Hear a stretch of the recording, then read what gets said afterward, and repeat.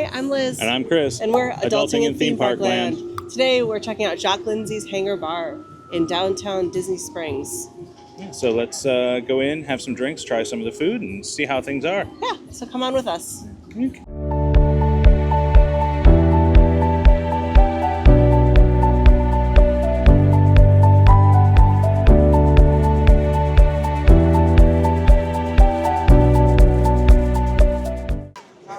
Jock Lindsey's Hangar Bar is located in Disney Springs, in the area near Gideon's, Wine Bar George, and the Boathouse.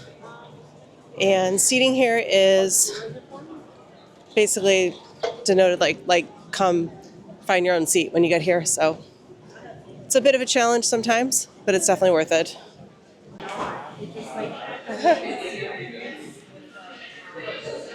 Well, hello there. Fancy meeting you here. We managed to get a space in this awesome, I don't know what this is, like a diver area? This is a diving bell. Yeah. Yeah. We've never actually gotten to sit in here before. So it's pretty cool. Yeah. Dive, dive.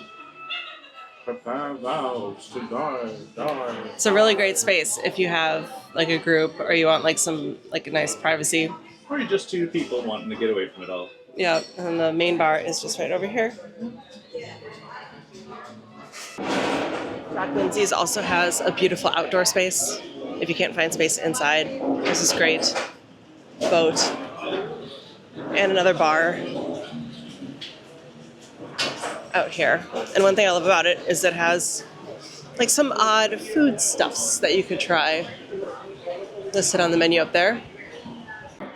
So Jock Lindsey's is still using a QR code menu, so you can scan it, and then that'll lead to a website on your phone, and you can choose from various things. Like they have light bites, like sliders. One of my favorite charcuterie boards in all of Disney World. It's a big pretzel. We'll probably get that. They have some flatbreads, which sometimes during happy hour there's a discount if you buy a couple, but not always. They have like street tacos, and then they have alcoholic and non-alcoholic. They call it signature libations. And so tonight we're going to take a few of the alcoholic libations.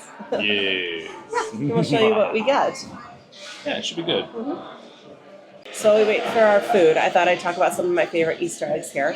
Obviously, like there's the picture of Jock Lindsey, again, who rescued Indiana Jones. You'll find there is what's it called? Not the voodoo board, but like the doll. You mean the voodoo doll? The voodoo doll, but not the voodoo board, but the voodoo doll. I guess it has I guess yeah, voodoo doll. I thought it had a different name. Nope, it's voodoo doll. Indy from the second movie. Yeah. I think there's a pin nearby as well. Yes. Yeah, so that's pretty fun. And then outside at the outdoor bar, there's a list of various weird foods that they would serve at the various places, which is pretty fun. One of my favorites, though, is there's an insignia on the plane of R2. And, of course, that's a nod to Star Wars, which, you know, George Lucas also obviously had a hand in. Just one hand. Yeah. So if you look around, there's a ton of really good Easter eggs. There's a big map behind the main bar, and that has a lot of places that Indy traveled to and where he had a lot of his adventures. And if you talk to the bartenders here, they'll give you a whole bunch of information about the different adventures and stories that you'll find throughout the restaurant. The other thing I like about this particular bar is their coasters are awesome. And those are our drinks. Yeah, those are our drinks. So let's see here. I got the Reggie's Revenge. Now, Reggie, you might not know, but that is the snake that is in Jock Lindsey's plane when he rescues Indy at the beginning of Raiders of the Lost Ark. So when he says snakes, why did it have to be snakes? That's Reggie. And we all know how Sam Jackson feels about snakes and where they belong as far as snakes versus on planes. A plane. Yeah, Yes. So, all right. I got the Bam's Barnstormer. This is basically just a dark and stormy, and I am perfectly okay with that. And I'm pretty sure Bam is probably some ancillary, I can't even say that word, side character who flies a biplane. That'd be my guess. I'd have to look it up. I did not do that. Okay, and Reggie's Revenge, my drink, is Orlando orange vodka, Midori, white cranberry juice, and fresh lime juice. And honestly, it sounds a little bit sweeter than something I would normally order, but I don't know. I figured, why not? We're at the Indiana Jones bar. Cheers. Give it a try. Yeah, you can definitely taste the Midori and the lime.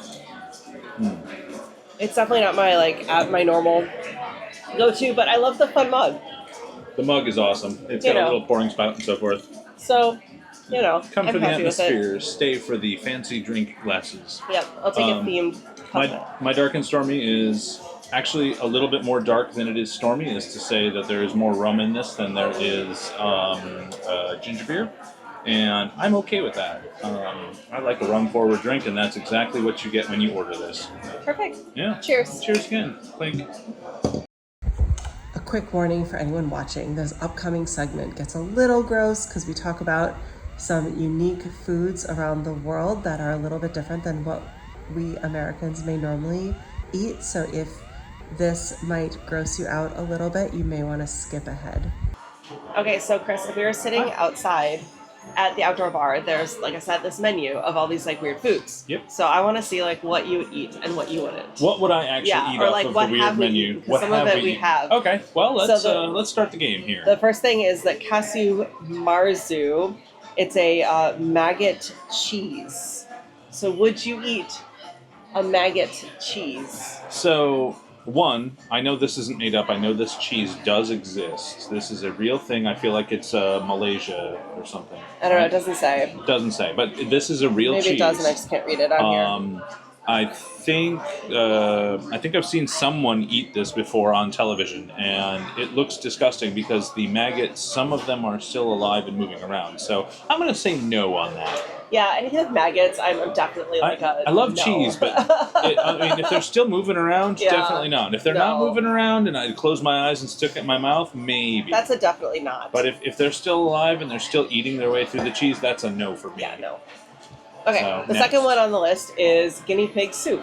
Ah. And so I can attest that we would definitely eat this because we haven't eaten the soup, but we have not both had soup. eaten guinea pig. We have had guinea pig. Yeah. It is a particularly gamey, sort of chickeny, but not chicken. If anybody's had rabbit before, it's on the same level as rabbit. And it really all depends on how it's prepared. We had two kinds. We had guinea pig on a spit, which was tough and gamey, and then we went kind of tastes like how you think rodent would taste. Yeah, it's a very rodenty, like you think it. That's what it is. Yeah.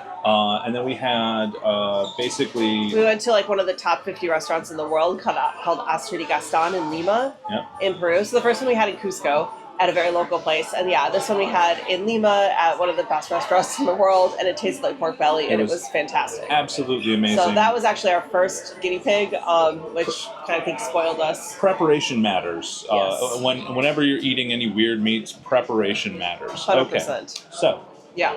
We have. That's the answer to that one. Yep, so that one's a yes. The next one is something I don't think I would eat, but you would eat. You think I would eat it? Yeah, it's a balut. So I don't know if you guys know what balut is, but it's basically a boiled, fermented, fertilized egg. So, it's an egg where the duck is, half grown inside it. The little baby chick starts to form on the inside. And so you get kind of the basics of bone structure forming in there. And if depending on how old and how mature the egg is when they boil it, you can get a full-on baby chicken inside of it, or whatever the animal that they're using, whether it be chicken or duck or whatever. It's chicken, actually. I imagine you can do it with both. Yeah, it's very popular in the Philippines. I would try it. I know you would. I would totally try it. Because, we're already eating the egg. Let's see what the egg tastes like with the chicken in it. Yeah, I even have a friend from the Philippines who's had it, and she's like, I don't want it again. She was like, no. No. No, once was enough. So. It's very common there, and so I'm not disparaging their yums, but it's just not something I have any interest in. Yeah, but I'd try it. Yeah. All right. Okay, next we have pickled scorpion. Pickled scorpion. With vodka and spices. I'm gonna say probably not on that one. Yeah, I don't know about that one either. If it's in, so one of the weird things I have had in my travels is I've had goat testicle whiskey, where basically I was in Vietnam, and they had these whiskeys with all these different bits, like fermenting, I guess, in the different whiskeys. And Gentleman bits? yes, and I did have one where goat testicles were adding an extra je ne sais quoi to the whiskey. A little splash of extra flavor. Yes. It actually was pretty smooth and pretty good, and I didn't know going into it that it was goat testicle whiskey. Like my guy told me afterwards, and I was okay with that because it was actually quite good. So that's the closest thing to maybe like a pickled scorpion I've had, but I don't know. That seems dangerous. I know scorpion is supposed to be what, in the same family as snake? I don't know. I think. Maybe I'm wrong on that. I don't know. I could be mistaken. Or maybe it's spider. Either way, I haven't eaten either of those two things either, and I don't want to eat either of those two things. So we're gonna say this is a no for me. I'm not interested. Yep. The next one is something Chris and I have both had, and that is raw octopus. Yep. Yeah. Yep. Taco sashimi. Yep. TAKO sashimi. So we've both definitely had that. So that's easy. I've actually had it. So not octopus, but squid. When I was in Japan, they served me in one place. I had this squid that had only been dead for maybe like 30 seconds. And in that 30 seconds, the chef basically got the skin off and then sliced it or whatever. I mean, it still had its eyeballs. It was so gross.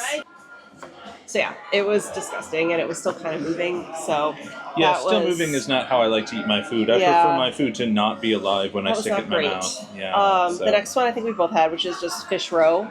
That's in a lot of sushis and stuff. We've definitely both had that. It's just salty. It's usually very salty. Yeah, it's caviar, basically. Yeah, I mean, not all of it is caviar, but there is a lot of it that does taste similar. Okay, the next one, Chris. Jellied eels. Live eels stuffed in a moist pie. So I know jellied eels is a thing in the United Kingdom, yes, correct? It's actually in the Harry Potter Diagon Alley area. Yes, they reference it in the Harry Potter area. I think I might actually try it. It would be hard, and I might not like it, but I would try it once. That jellied one I think meats, I could try it. I don't know about that one. I eat spam. Spam is jellied, kind of, so I could probably make it work. Okay, how about fresh beetles with delectable innards? Ooh. Well, I mean, if it was fresh beetles with so-so innards, I'd probably say no. But if they're delectable, I have to try them. I don't know who's writing this, but apparently someone thinks it's delectable. The next one is wild boar with suckling offspring. I mean, I've had wild boar. Yeah, absolute yes. I would totally eat that. Pork brains and milk gravy. Well, I've had I've had veal brains. I haven't had pork brains, but that's close enough. I've had pork jello before, and it was a little iffy, but that's because I don't like jello. Yeah. So if usually I'm down with whatever pork product you're going to put in front of me. So I think we'd be somewhat okay with this menu. Yeah. I mean, there's some things in it I definitely would not eat. I would not eat monkey brains either, and that's pretty common in the Indiana Jones world. Yes, it is. But luckily, we don't have to eat any of that because here at Jock Lindsey's, we have something even better. And now to see how this is going to work. Ooh, fancy with the camera work there. So we received the pretzel charcuterie board. Do you want me to hold it up? Beautiful. Here, what we'll do is we'll point it so it's the traditional looking pretzel as it is to be presented. Slide those down so we don't lose them. Sauces are liquid after all. It is the pretzel, prosciutto, sliced brats, artisan salami, smoked cheddar, black diamond cheddar, caraway pickles, spicy mustard, and beer cheese fondue. Yeah. And I might have even been able to keep up with the pointing, so that might have been accurate. So, we've had this many times. Yes. It is probably the best thing they serve on the menu here. Yeah, let's dig in. Of course. It's hot. Yeah, it's going to be hot. I'm going to go straight for cheese. Now, it's too hot. Pro tip, cheese dipped in cheese is delicious. Yes. And the pickles are homemade. They're great. Oops. Oh, the white cheddar is awesome. It is high aged, like multi-year aged white cheddar. So it's got that strong, pungent cheddar flavor. It doesn't have any of the crystals. Some people don't like that, so it makes sense that they wouldn't give you the crystally cheese. Well, crystally cheese is usually really aged. Yeah, that's 10 plus years. This I would say 5, 7 maybe. Delicious nonetheless. Okay. I'm very happy with the cheese, considering that it's just a side thing to the pretzel. That's an impressive amount of time, given that it's Disney. The pretzel's great. My only complaint is there's no salt, which I do kind of wish that there was salt on top of it, but it has black and regular sesame seeds. So those are fantastic. So anyway, we're going to enjoy this. Cheers. Cheers. So Jock Lindsey's Hangar Bar is not the only place you're actually going to find references to Jock Lindsey in the Disney parks. You will find, Jock Lindsey's actual plane at Tokyo Disney Sea outside of the Indiana Jones attraction, which is really fun. And it also has a reference to Star Wars in its call sign. Yeah. You can be in. It's fine. And another fun thing is about actually the guy who played Jock Lindsey in the movie. His name is Fred Sorensen. He was actually a pilot. Like, that's why they hired him. I'm a pilot. And he didn't want to be in any of the other movies, which is why he's not featured. I'm a pilot. Thank you, like a movie or whatever. Launchpad. Launchpad. Are you Launchpad? I'm a pilot. Oh, right. You can get the plane up, but you can't land it, right? Yeah, exactly. Okay. That seems reasonable. Yeah. Everybody wants to fly. Nobody cares about landing. So the man who played Jock Lindsey, Fred Sorensen, he actually lived in Hawaii for a long time, and he was living there during the filming of Jurassic Park, the original one, the first one, the best one. The 1993 original. Yes. And in that movie, there was an actual, big storm, like hurricane-type storm or typhoon, I guess, in Hawaii, that came to the island. And that's when they filmed a lot of those sequences that are in that heavy rain. That wasn't produced. Like, that was actually, they used, like, an actual natural phenomenon to film those scenes. But after they filmed it, much like the characters in Jurassic Park, the film crew and the actors got eaten by dinosaurs. Wait, no, sorry. Wait, maybe not. They were actually rescued. No, I'm sorry. They were abandoned, like, on this island. Like, they couldn't get off the island. They couldn't get off for safety because they waited too long by filming these scenes. And they got stuck there. Yeah. So Spielberg knew that Sorensen lived in Hawaii and was a pilot, and he called him. He happened to be there and available, and he actually flew in and evacuated the cast and crew from Jurassic Park from the island to safety. So it's kind of wild that, like, there's this connection, I guess, between Jock Lindsey, Indiana Jones, obviously Spielberg, and Jurassic Park. Yeah. It's kind of fascinating. So he's like a real hero. Yep. He doesn't just play one on TV. No, he doesn't just play one in movies. Movies, yeah. So I'm actually kind of surprised there isn't like a Jurassic Park reference anywhere in this bar. And maybe I'm just blind, but I haven't found one yet. I've talked to a lot of the cast members who work here about the Easter eggs here. And I have Star Wars ones, obviously a lot of Indiana Jones ones, but I've never seen a Jurassic Park reference. I've never it's kind of fun. Elephant fly. And now you know too. So Chris went and got another, essentially a dark and stormy. I decided to try something different. I got the Shorty's Singapore Sling, which is a gin, cherry liqueur, Benedictine Cointreau, fresh lime juice, pineapple juice, and grenadine. And honestly, I'm not usually a fan of a Singapore Sling. I've even had the original in Singapore, and I didn't super love it. But this one, I really like usually. Well, now you're going to make me want to try it. Yeah, it's good. This one's definitely very alcohol forward. A slight sweetness from the juices, but... Would you say it's better or worse than your last drink? I like this one better. That one's better? Yeah, okay, personally. Good to know. It's more my speed. Dark and Stormy number 2, also delicious. Also a Dark and Stormy. Bam's Barnstormer. Not a Dark and Stormy. Yeah. Cheers. Cheers. One of the things I enjoy about Jock Lindsey's, and actually quite a lot of places here in Orlando, it seems, is that they use honest to goodness shop rags as their napkins. As a mechanic, I look fondly upon these because they are in my everyday life. And so one day when I am no longer a mechanic, whenever that day comes, maybe I'll look back fondly on the fact that this shop rag is still going to be in my life even after I retire. We'll see. So would you clean them and reuse them if you were using them as napkins? I think ShopRites you just throw out. No. These are collected at the end of the day. They're put in a container. It's a flame resistant container so that it doesn't catch fire and light the whole place up. And then a company comes in, washes them in a huge laundry machine, and then they send us new ones, or not new ones, freshly washed ones. Oh, okay. So odds are, Disney probably washes these too. Well, that's good. That's a lot more like economical. That's right. And these are like $6 for a pack of like 50 of them. It's almost cheaper than napkins. Almost, yeah. I mean, I think that is cheaper than napkins. And we'll have to look them up sometime. Yeah. Yeah, they might be cheaper than napkins. They could be throwing these out and it'd still be cheaper than napkins. Nice. Hey, Chris, we just ate at Jock Lindsey's. What do you think? I am obviously a fan. We eat here quite often, actually, and I'm always happy to come in, sit down, have a nice mixed drink and a delicious pretzel, and just kind of enjoy the time. We got to sit in the diving bell this time, so Yeah, that was new. That was a first for me. I don't think I've ever sat in there before. One tip, if it's a hot day, that's not a good place to sit because it is warm in that Yeah, bell. it seems the air conditioning doesn't really get in there, so it wasn't my favorite place to sit, but it was fun. It's really cool to be inside of it, though. But it's a perfect thing to do on a cooler day. Definitely get a lot of jealous looks. Oh yeah, there's a lot of people who are going to look in and go, "What are they doing in there? Yeah. When do you think they'll leave? Can I have that seat? Can I have that seat?"